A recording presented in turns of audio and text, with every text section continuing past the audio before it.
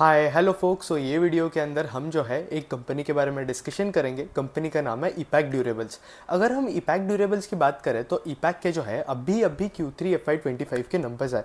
अब ईपैक ड्यूरेबल एक EMS sector के अंदर जो है ये स्टॉक आता है। अगर आप देखोगे तो ईएमएस सेक्टर के अंदर सारी कंपनीज के अंदर पिछले कुछ क्वार्टर से अगर आप देखोगे तो बहुत अच्छी खासी हमें टॉप लाइन और बॉटम लाइन ग्रोथ देखने मिल रही थी। मैक्सिमम अगर आप ईएमएस सेक्टर के अंदर देखोगे तो सबसे ज़्यादा ग्रोथ जो है आपके वाइट लेबल गुड्स आ रही है, जैसे कि आपका एयर कंडीशनर हो गया या फिर आपका वॉशिंग मशीन हो गया। तो ये टाइप के जो गुड्स है वहाँ से मैक्सिमम ग्रोथ जो है हमें देखने मिल रही है। फिर उसके बाद अगर आप देखोगे तो एक और कंपनी है ईएमएस स्पेस में, पीजी इलेक्ट्रोप्लास्ट, जिसके नंबर्स कुछ क्वार्टर से बहुत अच्छे आ रहे हैं। पिछले क्वार्टर में भी उन्होंने जो है अपनी टॉप लाइन जो है 45% के आसपास ग्रो करी थी। मार्जिन्स भी डिसेंट है इन कंपनीज़ के, और ऑपरेटिंग लेवरेज भी ये सारी कंपनीज जो है वो ले रही थी। बट फिर उसके बाद अगर आप देखोगे तो पीजी इलेक्ट्रोप्लास्ट ने जो है गाइडेंस बड़ा इंटरेस्टिंग दिया था। उन्होंने अपनी सेल्स को कुछ 75% से इंक्रीज़ करने का गाइडेंस दिया था, जो कि मुझे इंटरेस्टिंग लगा। गाइडेंस उन्होंने मोर और लेस इंक्रीज़ करा। और फिर उसके बाद बाकी दूसरी सेगमेंट के अंदर ईएमएस कंपनीज़ के अंदर अगर आप देखोगे तो एम्बर एंटरप्राइजेस हो गया, काइनेस टेक हो गया, आपका डिक्सॉन टेक्नोलॉजीज हो गया, तो सारी कंपनीज जो है बहुत अच्छे नंबर्स रिपोर्ट कर रही थी। लेकिन अगर आप ईएमएस स्पेस के अंदर देखोगे तो एक कंपनी थी जो कि सबसे अच्छे नंबर्स रिपोर्ट कर रही थी, वो थी ईपैक ड्यूरेबल्स। जो कि बाकी कंपनीज़ को अगर आप कंपेयर करोगे तो ऑब्वियसली ईपैक का जो बेस है वो भी सबसे छोटा था। इन सब कंपनीज से अगर आप ईपैक को कंपेयर करोगे तो ईपैक जो है इन सब में से सबसे छोटी कंपनी है। तो ईपैक के अगर आप ग्रोथ देखोगे तो ईपैक ने जो है आपका Q1 FY25 के अंदर इन्होंने जो है आई थिंक 77% से ग्रो करा टॉप लाइन इनकी। और इन्हें जो है ऑपरेटिंग लेवरेज भी मिला उस क्वार्टर के अंदर, 168% से ग्रो करी कंपनी ने। क्योंकि बेसिकली अगर आप मोर और लेस देखोगे तो ईपैक को ऑपरेटिंग लेवरेज भी मिल रहा था Q1 के अंदर। अगर आप यूजुअली एसी के अंदर काम करते हो तो आपका सीजनल डिमांड भी होता है, एक सीजनैलिटी कंपोनेंट भी ऐड हो जाता है आपके कंपनी के सेल्स के अंदर। तो ईपैक के केस में Q1 के अंदर जो है एक सीजनैलिटी कंपोनेंट होता है, जिसकी वजह से Q1 के अंदर अगर आप देखोगे तो ईपैक की सेल्स जो है सबसे ज़्यादा होती है। उसी तरीके से अगर आप बाकी एसी कंपनीज को ट्रैक करते हो, जैसे कि आपकी ब्लू स्टार हो गया या वोल्टस हो गया, उन्होंने भी जो है Q1 FY25 के अंदर बहुत अच्छे नंबर्स रिपोर्ट करे थे। रीज़न सीजनैलिटी इम्पैक्ट होता है, और इसके साथ साथ आपकी हीट वेव्स वगैरह भी होती रहती है, जिसकी वजह से आपकी सेल्स जो है बूस्टअप हो जाती है उस स्पेसिफिक क्वार्टर के अंदर। बट सरप्राइजिंगली Q2 में भी कंपनी ने जो है ईपैक की बात करूँ मैं तो 111% से अपनी टॉप लाइन ग्रो करी। क्यों? क्योंकि अगर आप देखोगे तो समर जो है थोड़े कैरी डाउन हो गए थे। और इस बार अगर आप Q2 के अंदर भी देखोगे, यूजुअली ऐसा किसी साल के अंदर हुआ नहीं है, बट इस साल के अंदर Q2 के अंदर भी सारी कंपनीज, बीट आपका पीजी इलेक्ट्रोप्लास्ट, काइनेस हो गया, एम्बर हो गया, सारी कंपनीज ने अच्छे नंबर्स रिपोर्ट करे। क्योंकि हीट वेव्स हो गए थे, लोगों की एसी की डिमांड जो है वो बिल्कुल ही कम नहीं हो रही थी, और ज़्यादा इंक्रीज़ हो रही थी उल्टा लोगों की डिमांड। इसलिए Q2 के अंदर भी जो है नंबर्स अच्छे रिपोर्ट किए। अब Q3 में भी सेम सीन है कि डिमांड सिनेरियो जो चल रहा था पहले वो कंटिन्यूड हो रहा था। एम्बर को अगर आप देखोगे तो एम्बर ने उनकी जो सेल्स है, एम्बर बीइंग अ बड़ी कंपनी, बिगर कंपनी देन आपका ईपैक ड्यूरेबल्स, एम्बर को अगर आप देखोगे तो इन्होंने अपनी टॉप लाइन जो है 65% से इंक्रीज़ करी। अगर मैं एम्बर एंटरप्राइजेस की बात करूँ तो एम्बर जो है एक लॉस टू प्रॉफिट में आने वाली स्टोरी है, एक टर्न अराउंड स्टोरी है। क्योंकि पहले जो कंपनी है वो लॉस रिपोर्ट कर रही थी और अब सीधा प्रॉफिट रिपोर्ट करना स्टार्ट कर दी, और अपनी टॉप लाइन भी जो है बड़े फास्ट पेस पे ग्रो कर रही है पिछले 3 क्वार्टर से। तो एम्बर को अगर आप देखोगे तो इतने बड़े बेस पे भी कंपनी ने जो है अपनी टॉप लाइन 65% पे इंक्रीज़ की। और फिर अगर आप ईपैक पे आ जाते हो फिर से, तो ईपैक ने स्मॉलर बेस पे भी अपनी टॉप लाइन सिर्फ 35% से इंक्रीज़ करी। अब पिछले क्वार्टर के अंदर प्रॉब्लम हो गया, क्या हो गया था कि ईपैक के जो मार्जिन्स है वो बहुत ज़्यादा रिड्यूस हो गए थे। अब ईपैक के जो ऑपरेटिंग प्रॉफिट मार्जिन है उसके अंदर हमें फॉल देखने मिला। इसके साथ साथ प्रॉब्लम क्यों देखने मिला इतना? क्योंकि ये लोग जो है श्री सिटी प्लांट जो है, इन्होंने वहाँ प्लांट ओपन करा था श्री सिटी के अंदर। अब ये जो प्लांट है आपका एसी कंडीशनर मैन्युफैक्चरिंग के लिए इन्होंने प्लांट बनाया था। इसके साथ साथ ये आपके बाकी कंपोनेंट्स, कि जब एसी के अंदर डिमांड कम हो तो बाकी कंपोनेंट के अंदर डिमांड रहे और ईपैक की जो सेल्स है वो इंक्रीजिंग मोड में इंक्रीज होते रहे। तो इसलिए उन्होंने श्री सिटी के अंदर भी प्लांट खोला था। और अगर आप कभी भी प्लांट ओपन कर रहे हो तो ऐसा नहीं है ना कि यार आप प्लांट ओपन करोगे और आपके प्लांट के अंदर कैपेसिटी यूटिलाइजेशन जो है वो एकदम से इंक्रीज हो जाएगा, काम होना स्टार्ट हो जाएगा, ऑर्डर होना स्टार्ट हो जाएगा। तो जब आप केपेक्स करते हो, जब आप नया प्लांट स्टार्ट करते हो, तो कैपेसिटी यूटिलाइजेशन आने को जो है थोड़ा बहुत टाइम लगता है। जिस तरीके से आपका कैपेसिटी यूटिलाइजेशन इंक्रीज होते जाता है उस हिसाब से आपके मार्जिन भी इंक्रीज होते जाते हैं, प्रॉफिट मार्जिन भी इंक्रीज होते जाता है। लेकिन जब आप नया नया केपेक्स करते हो तो ऑब्वियसली आपके मार्जिन भी जो है बहुत, मतलब उस स्पेसिफिक क्वार्टर्स के अंदर जो है मार्जिन्स भी डिप हो जाते हैं, और फिर उसके बाद प्रॉफिटेबिलिटी देखोगे तो वो भी थोड़ी बहुत डिप हो जाती है। तो ईपैक के केस में Q2 के अंदर भी सेम सीन हुआ। लेकिन हम एज अ मैं अपना आइडियोलॉजी बताऊँ तो मैंने क्या सोचा था कि यार ईपैक के जो मार्जिन्स है, मार्जिन्स के अंदर फॉल देखने मिला, ईपीएस के अंदर फॉल देखने मिला। इन्होंने प्रॉफिट भी रिपोर्ट करे थे, प्रॉफिट नहीं लॉसेस रिपोर्ट करे थे Q2 के अंदर। बट मैंने बोला कि ठीक है भाई कोई बात नहीं, क्योंकि सेल्स जो है ओवर 100% कंपनी ग्रो कर रही है, मार्केट शेयर तो कंपनी ले रही है, और पूरे इंडस्ट्री के अंदर ईपैक जो है सबसे ज़्यादा फास्ट पेस पे ग्रो कर रही है। तो कुछ 1-2 क्वार्टर के लिए अगर मार्जिन सैक्रिफाइस भी हो जाए तो भी कोई दिक्कत नहीं था मुझे। तो आई वॉज लाइक ओके।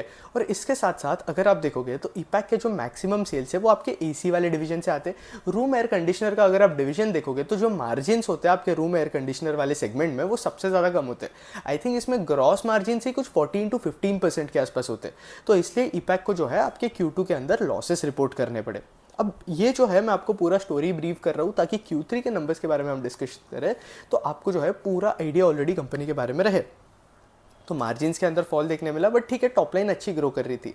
लेकिन अब Q3 के अंदर मुझे जो है कंपनी के रिजल्ट्स के अंदर जो है वो प्रॉब्लम देखने मिली, क्योंकि ईपैक के मैनेजमेंट ने जो गाइडेंस दिया था, जो पाथ गाइड किया था टू द इन्वेस्टर्स, उस पाथ पे जो है मैनेजमेंट चल नहीं रहा है। कंपनी के अंदर स्लो डाउन जो है वो देखने मिल रहा है, डिमांड सिनेरियो का स्लो डाउन नहीं देखने मिल रहा है। क्योंकि जैसे कि मैंने आपको ऑलरेडी एक P2P एनालिसिस कर बताया कि एम्बर एंटरप्राइजेज जो कि आपके रूम एसी वाले सेगमेंट के अंदर ही काम करती है, वहाँ पे अगर आप देखोगे तो ग्रोथ बहुत अच्छी थी। इनका एम्बर एंटरप्राइजेज का भी रेलवे वाला डिवीजन जो है वो थोड़ा स्लो डाउन हो चुका है, तो उसने भी सेल जो है 65% पे ग्रो करी बीइंग एट बिगर बेस। और आप ईपैक Q3 FY25 के अंदर सिर्फ आपका टॉप लाइन जो है 35% से इंक्रीज करते हो। चलो ये तो ठीक है बात की टॉप लाइन कम पेस पे इंक्रीज हुई, इसके साथ साथ मार्जिन्स के अंदर हमें फॉल देखने मिला है। और उसके बाद अगर आप ईपीएस के अंदर देखोगे तो ईपीएस के अंदर जो है 50% का डीग्रोथ देखने मिला है। आप मार्जिन में भी सैक्रिफाइस कर रहे हो, आप मार्केट शेयर में भी सैक्रिफाइस कर रहे हो, आप टॉप लाइन में भी सैक्रिफाइस कर रहे हो, आप ईपीएस में भी सैक्रिफाइस कर रहे हो। तो ऑब्वियसली मैं आपको एज अ कंपनी भी जो है क्यों प्रेफर करूंगा, ये भी बात है, ये आप सोच सकते हो। अब किसी को अगर ईपैक का बिजनेस मॉडल नहीं पता है तो पहले हम ईपैक का बिजनेस मॉडल डिस्कस कर लेते हैं, और फिर उसके बाद इसके नंबर्स के बारे में जो है और थोड़ा बहुत डिस्कशन करेंगे। अगर हम ईपैक के मॉडल की बात करें तो ईपैक जो है आपका ओरिजिनल डिज़ाइन मैन्युफैक्चरर है और आपका OEM है, original equipment manufacturer. Original design manufacture क्या करता है कि जैसे कि अगर मैं एक एसी कंपनी हूँ ब्लू स्टार, मैं सीधा जाऊँगा ईपैक के पास, आऊँगा ईपैक को बोलूँगा कि भाई ईपैक मुझे जो है एक एसी बनाना है, आप उसका डिज़ाइन बना के दे दो और मैं उस हिसाब से मैन्युफैक्चर करवा लूँगा उसे। तो ईपैक इन्हें जो है डिज़ाइन बनाकर प्रोवाइड कर दे देता है ब्लू स्टार को। अब इसी केस में ईपैक को भी, ईपैक जो है एक OEM भी है। सबसे बड़ा OEM जो मेरी पर्सनल फेवरेट कंपनी है वो है PG इलेक्ट्रोप्लास्ट। अब कोई कंपनी सीधा एसी कंपनी ब्लू स्टार ही जाएगी, डिज़ाइन लेकर जाएगी वो वाला, वो बोलेगी PG इलेक्ट्रोप्लास्ट को कि देखो ये डिज़ाइन है, आप इस हिसाब से एसी के जो कंपोनेंट्स है और एसी जो है हमें फुल्ली मैन्युफैक्चर करके दे दो, और फिर जो है हम हमारा एसी जो है वो सेल ऑफ कर देंगे। तो इस तरीके से PG इलेक्ट्रोप्लास्ट ODM वाला काम करती है। तो OEM और ODM में डिफरेंस क्या होता है वो आपको समझ गया होगा। आई थिंक मैंने कुछ गलत बोल दिया। PG इलेक्ट्रोप्लास्ट जो है आपका ओरिजिनल इक्विपमेंट मैन्युफैक्चरर है, वो मैन्युफैक्चरिंग वाला काम करती है, और ईपैक जो है वो डिज़ाइनिंग वाला काम करती है। बट ईपैक के थोड़े बहुत रेवेन्यूज जो है वो आपके मैन्युफैक्चरिंग वाले सेगमेंट से भी आते हैं। फिर उसके बाद अगर आप देखोगे तो इनका 24% के आसपास मार्केट शेयर है। इसके साथ साथ ये लोग जो है बैकवर्ड इंटीग्रेशन भी कर रहे हैं आपका रूम एयर कंडीशनर के लिए एट अ सिंगल लोकेशन। फिर उसके बाद अगर आप ईपैक के केस में देखोगे तो इनके 4 R&D सेंटर्स है, 3 मैन्युफैक्चरिंग फैसिलिटीज़ है, और श्री सिटी वाला जो इनका फैसिलिटी है वो अभी रिसेंटली ओपन हुआ है, लेकिन वहाँ कैपेसिटी यूटिलाइजेशन हो नहीं रहा है, और यही प्लांट के वजह से जो है कंपनी को मैक्सिमम प्रॉब्लम फेस करने मिल रही है। फिर इसके साथ साथ अगर आप देखोगे तो ईपैक का 9 मंथ FY25 का सेगमेंटल रेवेन्यूज़ देखोगे तो मैक्सिमम रेवेन्यूज़ जो है वो आपके रूम एयर कंडीशनर से आते हैं जो कि 77% के आसपास है, कंपोनेंट से 6%, और आपका डोमेस्टिक अप्लायंस से कुछ 17% ऑफ रेवेन्यूज़ आते हैं। तो आप देख सकते हो कि बीइंग आपका रूम एयर कंडीशनर से मैक्सिमम रेवेन्यूज़ आ रहे हैं, इसलिए ईपैक के जो मार्जिन्स है वो कम होते हैं। फिर उसके बाद अगर हम बात करें तो इनके क्या प्रोडक्ट्स है, तो ये एयर कंडीशनर्स इनके कुछ प्रोडक्ट्स है, जैसे कि आपका इंडोर यूनिट हो गया, आउटडोर यूनिट हो गया, विंडो एयर कंडीशनर हो गया, डोमेस्टिक एयर कूलर हो गया। फिर इसके साथ साथ आपका cook talk, mixer grinder, components के अंदर अगर आप देखोगे तो हीट एक्सचेंजर हो गया, क्रॉस फ्लो फैंस हो गया, PCB असेंबली हो गया, आपका जो सर्किट बोर्ड होता है उसका भी असेंबली जो है वो ईपैक करके देता है। तो ये सारे सर्विसेज और ये सारे कंपोनेंट्स भी जो है ईपैक प्रोवाइड करता है। इसके साथ साथ ईपैक जो है अपना प्रोडक्ट पोर्टफोलियो जो है वो एक्सपांड भी कर रहा है, चाहे आपका वॉशिंग मशीन के अंदर जा रहे हैं, रूम ऑयल हीटर के अंदर जा रहे हैं, एयर फ्रायर के अंदर जा रहे हैं, हेयर ड्रायर के अंदर जा रहे हैं, ताकि इनका जो एसी के ऊपर से जो डिपेंडेंस है वो रिड्यूस हो जाए। और ऑब्वियसली ये सारे प्रोडक्ट्स जो है इनके मार्जिन पे भी पॉजिटिवली कंट्रीब्यूट करेंगे। फिर ये सारी कंपनीज जो है ये इनकी कस्टमर है। फिर अब जो है सीधा ईपैक के परफॉर्मेंस पे आ जाते हैं। ईपैक का परफॉर्मेंस Q3 का बहुत बकवास परफॉर्मेंस है। इन्होंने अपनी टॉप लाइन सिर्फ 35% से ग्रो करी है, और अगर आप मोर और लेस देखोगे तो हर एक नेट प्रॉफिट और एबिटा के अंदर जो है हमें भयंकर फॉल देखने मिला है। मार्जिन्स भी जो है रिड्यूस हो चुके हैं, पैट मार्जिन के अंदर भी जो है हमें प्रॉब्लम देखने मिला है। तो ये कुछ प्रॉब्लम जो है चल रही है, और ये सब क्यों चल रहा है, क्योंकि इनका एक जो श्री सिटी वाला नया प्लांट आ रहा है उसका कैपेसिटी यूटिलाइजेशन नहीं हो रहा है पूरी तरीके से, वो अभी तक कैपेसिटी यूटिलाइजेशन पे पहुंचा नहीं है। लेकिन यार मार्केट में फ़र्क नहीं पड़ता है कि आपका कैपेसिटी यूटिलाइजेशन पहुंच रहा है नहीं पहुंच रहा है, अगर आपके पीयर के अंदर फास्टर ग्रोथ है, बेटर ग्रोथ है, तो ऑब्वियसली मार्केट जो है पीयर कंपनी को प्रेफर करेगा ना। और ऑब्वियसली आपका पीयर का अगर बेस जो है वो और ज़्यादा बड़ा है, मार्केट कैप भी और ज़्यादा बड़ा है, और फिर भी पीयर आपसे फास्टर पेस पे ग्रो कर रहा है, तो वो पीयर जो है ऑब्वियसली मेरे नज़रों में ज़्यादा प्रेफरेबल रहेगा। तो इसलिए मुझे ईपैक के नंबर जो है बिल्कुल अच्छे नहीं लगे, क्योंकि इतने छोटे बेस वाली कंपनी को ऑब्वियसली आप जो है फास्ट ग्रोथ एक्सपेक्ट करोगे। फिर इसके साथ साथ अगर मैंने जैसे ही आपको पहले ही बताया कि यार ये लोग प्रोडक्ट एक्सपांशन कर रहे हैं, हर चीज़ कर रहे हैं, इसके साथ साथ इन्होंने जो है हाइसेंस के साथ टाई अप कर रखा है। वहाँ पे ये लोग हाइसेंस के साथ एक सब्सिडरी बना रहे हैं, और वहाँ से इनका कुछ प्लान था कि ये लोग कुछ $1 बिलियन के आसपास जो है वो रेवेन्यू जनरेट करेंगे आपका FY30 या FY28 तक। एग्जैक्ट मुझे याद नहीं आ रहा है, बट ऐसा उन्होंने कुछ गाइडेंस देकर रखा था। तो वो हाइसेंस वाला भी हो रहा है। तो ईपैक के केस में हर चीज़ सही चल रही है, लेकिन इनका करंटली जो डायरेक्शन चल रहा है कंपनी का वो सही नहीं चल रहा है। इसके साथ साथ और भी थोड़ी बहुत नेगेटिव चीज़ें हुई है ईपैक के कॉन कॉल के अंदर, जो कि मैं अभी हाईलाइट करूँगा आपको। अगर आप ईपैक के कॉन कॉल के अंदर देखोगे तो यार मेनली वही है कि यूटिलाइजेशन कम है, इसलिए मार्जिन बहुत ख़राब हो चुके हैं।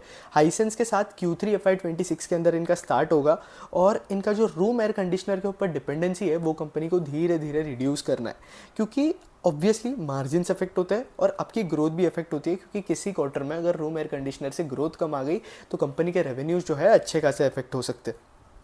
फिर उसके बाद बात करें तो एबिटा गाइडेंस पहले मैनेजमेंट ने गाइडेंस देकर रखा था कि ये इनका एबिटा जो है 8% के आसपास मेंटेन रखेंगे, लेकिन वो भी मैनेजमेंट ने जो एबिटा गाइडेंस है वो रिड्यूस कर दिया है, जहाँ से वो बता रहे हैं कि मैनेजमेंट ने एबिटा गाइडेंस जो करंट एबिटा गाइडेंस दिया है वो 7.25 to 7.5% के आसपास का दिया है।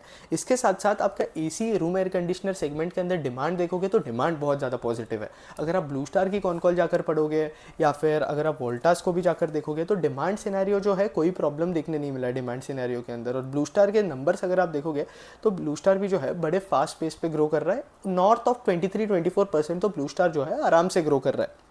फिर उसके बाद अगर आप देखोगे तो करंटली EMS कंपनीज़ के अंदर सप्लाई चेन प्रॉब्लम जो है वो बहुत ज़्यादा देखने मिल रही है, कंपोनेंट्स इजीली सोर्स नहीं हो रहे। अब प्रॉब्लम क्या हो गया था कि US ने जो है चाइना के ऊपर टैरिफ्स इंक्रीज़ कर दिए थे ट्रंप के आने के बाद। अब टैरिफ्स तो इंक्रीज़ कर दिए, ये कोई प्रॉब्लम नहीं है, लेकिन जैसे US टैरिफ इंक्रीज़ करने वाला था, चाइना ने क्या किया, US के अंदर जो इनके ऑर्डर्स है, जो गुड्स है जो कि चाइना से ऑर्डर किए थे US ने, उसके अंदर जो है वो डंपिंग करनी स्टार्ट कर दी US ने चाइना के अंदर। तो इसलिए सारा सप्लाई जो है वो चाइना का वो US के अंदर जा रहा था। क्यों? ताकि जो ड्यूटी है वो चाइनीज़ गुड के ऊपर ना लगे, कंपैरेटिवली टैरिफ वगैरह जो होते हैं वो चाइनीज़ गुड्स के ऊपर ना लगे, इसलिए चाइना ने जो है वो डंपिंग स्टार्ट कर दी थी। इसके वजह से जो आपकी बाकी कंट्रीज है, जैसे कि आपका इंडिया हो गया या दूसरी कंट्रीज़ हो गई, तो वहाँ पे जो कंपोनेंट्स आते हैं, अगर आप इनके कंपोनेंट्स देखोगे तो कंपोनेंट्स तो बाहर से ही आते हैं। आपका जो रॉ मटेरियल्स वगैरह होता है तो वो हम जो है वो इंपोर्ट करवा के लेते हैं। हालांकि गवर्नमेंट जो है बहुत ज़्यादा स्ट्रेस कर रहा है कि आप डोमेस्टिक मैन्युफैक्चरिंग करो, ये करो वो करो, बट स्टिल अभी भी मेजर कंपोनेंट जो है वो इंपोर्ट्स के थ्रू आते हैं। तो इसलिए सप्लाई चेन इशूज़ जो है आपके EMS स्पेस के अंदर बहुत ज़्यादा देखने मिल रहे थे। इसके बारे में डिक्सॉन भी बात कर रहा था, तो डिक्सॉन इसलिए उन्होंने अपना बैकवर्ड इंटीग्रेशन स्टार्ट कर दिया। काइनेस भी इसके बारे में बात कर रहा था, और आपकी जो दूसरी कंपनी है एम्बर एंटरप्राइजेस, उन्होंने भी कुछ बैकवर्ड इंटीग्रेशन जो है वो स्टार्ट कर दिया था। तो सप्लाई चेन प्रॉब्लम जो है अगले कुछ 1 से 2 साल जो है देखने मिल सकते हैं शॉर्ट टर्म के हिसाब से। तो ईपैक इसके केस में कोई बैकवर्ड इंटीग्रेशन करने का ईपैक का तो अभी तक कोई प्लान नहीं है कि यार इसमें ये कुछ करे ताकि इनके कॉस्ट वगैरह रिड्यूस हो जाए और ये इनके कंपोनेंट्स खुद ही प्रोड्यूस करने स्टार्ट कर दे। तो ऐसा कुछ तो कंपनी का जो है करंटली कोई प्लान नहीं है। करंटली ये सब प्रॉब्लम जो है वो शॉर्ट टर्म प्रॉब्लम्स है। एक बार सिनेरियो ठीक होने के बाद आपका सप्लाई चेन वाले प्रॉब्लम्स भी जो है वो ठीक होने स्टार्ट हो जाएंगे। इसके साथ साथ अगर आप देखोगे तो कॉपर के सप्लाई में जो है अच्छा खासा इशू देखने मिला था। बाकी मैनेजमेंट ने इस साल के लिए जो रेवेन्यू गाइडेंस दिया है वो 50% के आसपास का दिया है। और फिर उसके बाद अगर आप एम्बर को देखोगे तो एम्बर कंपैरेटिवली थोड़ा फास्टर पेस पे ग्रो कर रहा है ईपैक से अगर आप कंपेयर करोगे तो। और ईपैक के मैनेजमेंट ने गाइडेंस दिया है कि ये लोग at the end of the year आपका 2150 करोड़ के आसपास रेवेन्यू जनरेट करेंगे। लास्ट ईयर 1420 के आसपास था। तो मोर और लेस देखोगे तो अप्रॉक्सीमेटली 50% का FY25 के लिए टॉप लाइन गाइडेंस हो जाता है। फिर उसके बाद अगर आप देखोगे तो इनका जो सप्लाई शॉर्टेज है वो उसके वजह से कंपनी को जो है अच्छा खासा प्रॉब्लम देखने मिल रहा था। इसके वजह से मार्जिन हिट ले रहे हैं आपका जो मोर और लेस। मुझे तो ऐसा लगता है कि यार इनकी सेल्स भी जो है इसके वजह से अच्छी खासी थोड़ी बहुत इम्पैक्ट देखने मिला है उसे। बट ऐसा नहीं है कि यार ईपैक को हम एक्सक्यूज़ दे सकते हैं क्योंकि इसके जो पीयर्स है वो फास्ट पेस पे ग्रो कर रहे हैं। पीजी इलेक्ट्रोप्लास्ट के भी कॉनकॉल में उन्होंने मैनेजमेंट उनका जो मैनेजमेंट है उन्होंने ये इशू जो है वो हाईलाइट करा था।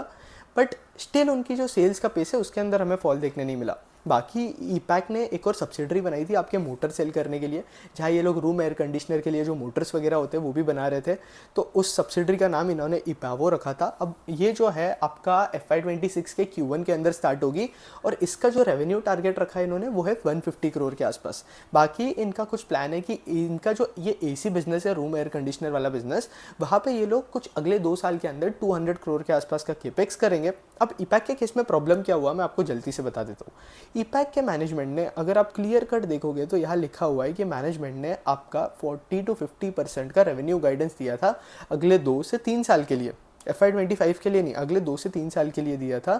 अगर आप कॉनकॉल जाकर भी चेक करोगे तो आपको आइडिया लग जाएगा। इसके साथ साथ इन्होंने जो है एबिटा गाइडेंस भी जो है वो 8% के आसपास का देकर रखा था, जहाँ पे जो है वो फॉल देखने मिला। और मैनेजमेंट ने क्लियरली बता दिया था कि हम अगले 2 से 3 सालों के लिए 40% to 50% के रेट पे कंफर्टेबल है ग्रो करना, 45% तो बेयर मिनिमम है।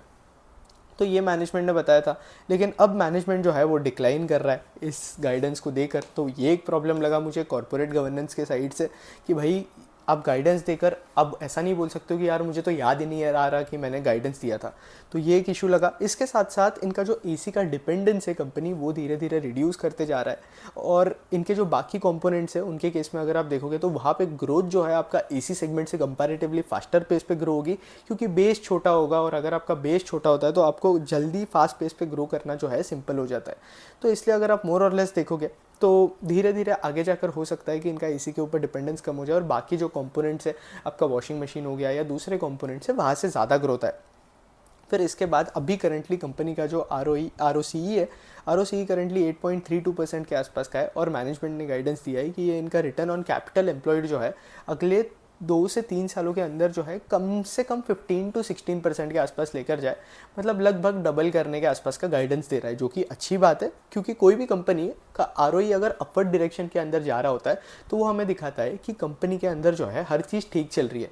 क्योंकि ROE जो है हर चीज़ का मिक्सचर होता है। ROE के अंदर अगर आप ड्यू पॉइंट के हिसाब से देखोगे तो हर एक चीज़ होती है। जैसे कि आपका नेट प्रॉफिट मार्जिन होता है, आपका सेल्स भी ROE के अंदर आ जाता है, एसेट टर्नओवर भी आ जाता है, आपका लेवरेज भी ROE के अंदर आ जाता है। फिर उसके बाद अगर आप देखोगे तो आपका इंटरेस्ट बर्डन भी ROE के अंदर आ जाता है, टैक्स बर्डन भी ROE के अंदर आ जाता है।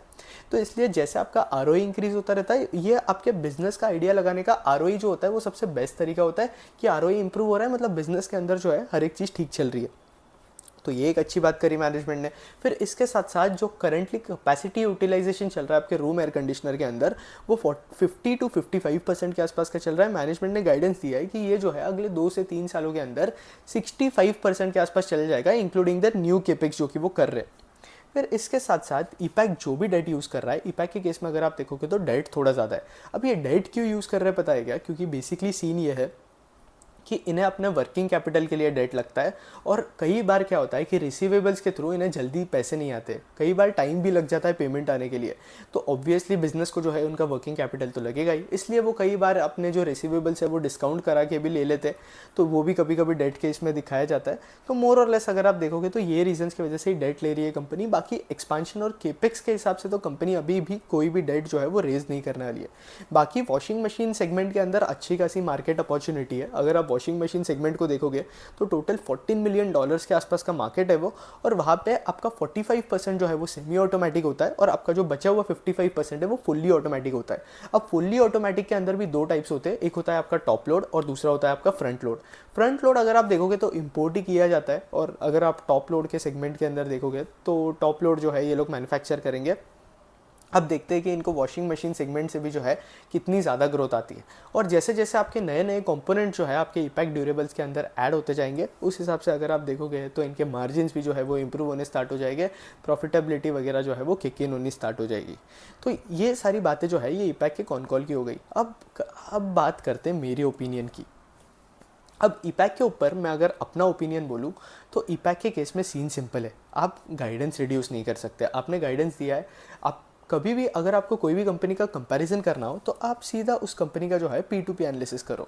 तो P2P एनालिसिस अगर मैं करूँ तो ईपैक से बड़े बेस पे जो कंपनी है PG इलेक्ट्रोप्लास्ट, उन्होंने 75% का गाइडेंस दिया है। ईपैक ने कितना गाइडेंस दिया है? 50% का। एम्बर ईपैक से बड़े पेस वाली कंपनी है, क्या पेस पे ग्रो कर रही है? 65% पे। ईपैक क्या पेस पे ग्रो कर रही है? 35% के आसपास। चलो ईपैक ने गाइडेंस दिया हुआ है कि हम लोग जो है 55% के आसपास ग्रो करेंगे, जो कि डिसेंट है 50-55% के आसपास का। लेकिन हमें अभी भी जो है कैपेसिटी यूटिलाइजेशन ये लोग बता रहे हैं कि यार श्री सिटी का जो कैपेसिटी यूटिलाइजेशन है वो 50-60% पे जाने के लिए जो है उसे और टाइम लगेगा, 1 साल लगेगा। तो हम दिसंबर, आपका कैलेंडर ईयर दिसंबर तक ये लोग बोल रहे हैं कि कैपेसिटी यूटिलाइजेशन ठीक हो जाएगा। तो हम वेट नहीं कर सकते ना, क्योंकि हम कहीं भी अगर कैपिटल एलोकेट करते हैं तो हमारे पास as a investor, as a retail investor बहुत ज़्यादा लिमिटेड कैपिटल होता है। तो हम हर जगह कैपिटल एलोकेट कर नहीं रख सकते ना कि यार इस कंपनी के लिए वेट करते हैं, क्योंकि मार्केट इस कंपनी के लिए वेट नहीं करता है। बाकी बहुत ज़्यादा अपॉर्चुनिटीज़ अवेलेबल होती है मार्केट के अंदर, जो कि आप जो है वो देख सकते हो। और कभी भी अगर आपको कन्फ्यूजन होता है किसी भी कंपनी के रिलेटेड तो उसका P2P एनालिसिस करो। P2P एनालिसिस से आपको बस ये देखना है कि आपके पास जो कंपनी है वो उसके पीयर से फास्ट पेस पे हो, ग्रो कर रही हो, आपका टॉप लाइन भी हो गया, EPS भी हो गया, दोनों हो गया, मार्जिन भी उसके बेटर हो। अब ईपैक के केस में हम मार्जिन नहीं देख सकते क्योंकि मैक्सिमम इनके सेल जो है वो रूम एयर कंडीशनर से आते हैं। PG इलेक्ट्रोप्लास्ट के अंदर आपके दूसरे कंपोनेंट्स भी इंक्लूडेड है। तो उस हिसाब से अगर आप देखोगे तो यार सिंपल है, गाइडेंस रिड्यूस हो रहा है, ROE बिजनेस इंक्रीज कर रहा है, चलो ठीक है। लेकिन जो पेस पे बाकी EMS कंपनीज ग्रो कर रही है उस पेस पे ईपैक ग्रो नहीं कर रहा है करंटली, वो एक प्रॉब्लम लगा मुझे। इसलिए ऐसी कोई भी चीज़ होती है, पहले मैं ईपैक के ऊपर बहुत ज़्यादा बुलिश था, लेकिन अब मैनेजमेंट भी कुछ अपनी चीज़ें दिखा रहा है, अपने कलर्स दिखा रहा है, वो एक प्रॉब्लम लगा मुझे कि गाइडेंस आप दे रहे हो और फिर उसके बाद आप बोल रहे हो कि भाई मैं तो भूल ही गया, मैंने ऐसा कुछ गाइडेंस दिया था। क्लियरली अगर आप कॉन कॉल में जाके पढ़ोगे तो आपको दिख जाएगा कि मैनेजमेंट ने जो है वो गाइडेंस दिया था 40-50% का। ये मुझे एक प्रॉब्लम लगा। एबिटा गाइडेंस जो है मैनेजमेंट ने रिड्यूस कर दिया, और बाकी हम वेट तोड़ना करते रहेंगे कि यार ये कब यूटिलाइजेशन लेके आएंगे श्री सिटी का, कब लेकर आएंगे। तो ऐसे केस में अगर मेरे पास कोई भी कंपनी का एलोकेशन होता है और मुझे ऐसे लगता है कि यार कंपनी जो है ख़राब नहीं कर रही है या कुछ प्रॉब्लम आ जाता है कंपनी के अंदर, तो यूजुअली मैं ये सब चीज़ों में जो है अपना जो पोजीशन है वो कट करता हूँ। सिंपल है, कट करता हूँ। जब तक जैसे जैसे कंपनी का परफॉर्मेंस ख़राब होते जाता है मैं सिंपली उस कंपनी के अंदर जो पोजीशन है वो कट करता जाता हूँ, और फिर उसके बाद जिस तरीके से वो कंपनी परफॉर्म करती है उस हिसाब से पोजीशन बिल्डअप करता जाता हूँ। तो अभी करंटली ईपैक्ट ड्यूरेबल से मुझे इसके पीयर्स बेटर लग रहे हैं EMS स्पेस के अंदर, क्योंकि आप EMS स्पेस के अंदर देखोगे तो बस ग्रोथ बहुत ज़्यादा है। लेकिन अब कोई आकर मुझे बोलेगा कि यार कैपेसिटी यूटिलाइजेशन तो अगले 1-2 क्वार्टर तक रुक जाएगा, हो जाएगा, चीज़ें ठीक हो जाएगी, हम इस कंपनी के अंदर 1-2-3 साल भी वेट कर सकते हैं, लॉन्ग टर्म बैट ले रहे, तो भाई आप करो लॉन्ग टर्म बैट। लेकिन मेरे हिसाब से तो कैपिटल एलोकेशन होना चाहिए मार्केट के अंदर, क्योंकि बहुत लिमिटेड अपॉर्चुनिटीज़ होती है आपके पास कि आप लिमिटेड अपॉर्चुनिटीज़ पे ही जो है कैपिटल एलोकेट कर सकते हो। बाकी अगर किसी के पास अनलिमिटेड कैपिटल है तो वो करते रहे वेट लॉन्ग टर्म अपॉर्चुनिटी वगैरह सोचकर, तो फिर तो आप हर एक स्टॉक के अंदर ही, कोई भी बेकार स्टॉक है उसके अंदर भी एलोकेट कर दो और बोलो कि भाई हम तो लॉन्ग टर्म है। तो ऐसा मत करो। मेरी आइडियोलॉजी ये है कि यार कुछ प्रॉब्लम हो रहा है तो पोजीशन कट करो, वही जो है बेटर है। और ईपैक के अंदर थोड़ा स्लो डाउन जो है वो देखने मिल रहा है। अब देखते हैं कि अगले क्वार्टर के अंदर कंपनी जो है किस तरीके से ग्रो करती है। फिर उसके बाद एक और चीज़ है कि वैल्यूएशन पे आ जाते हैं। वैल्यूएशन पे भी मैं अपना ओपिनियन दे देता हूँ। ईपैक का अगर आप बेसिकली निकालोगे आपका फॉरवर्ड पी, तो इनका EPS जितना मैंने कैलकुलेट किया, अगर आप खुद भी कैलकुलेट करोगे तो आपको आइडिया लग जाएगा कि जो पिछले साल का EPS था 3.69, वही EPS पे जो है कंपनी इस बार करंटली रहेगी। क्योंकि मुझे ऐसा लगता है कि इनका कैपेसिटी यूटिलाइजेशन अगले क्वार्टर के अंदर भी नहीं होगा, क्योंकि इन्होंने तो सीधा दिसंबर तक का वेट करने बोला है, वो भी कमिंग ईयर, आपका FY25 का कैलेंडर ईयर। तो मुझे नहीं लगता कि यार EPS इंक्रीज़ होगा, और EPS इंक्रीज़ नहीं हो रहा है तो आपका मार्केट कंपनी को रिवॉर्ड नहीं करेगा। तो इसलिए अगर आप देखोगे तो मेरे प्रेडिक्शंस के हिसाब से तो जितना मैंने कैलकुलेट करा, ईपीएस तो आपका पिछले साल 3.69 था, वही सेम बेस पे रहेगा। तो आप अगर स्टॉक का पी देखोगे तो वही फॉरवर्ड पी भी जो है अभी करंटली जो ट्रेलिंग 12 मंथ्स का पी 88 के आसपास, फॉरवर्ड पी भी वही पी के आसपास आ जाता है।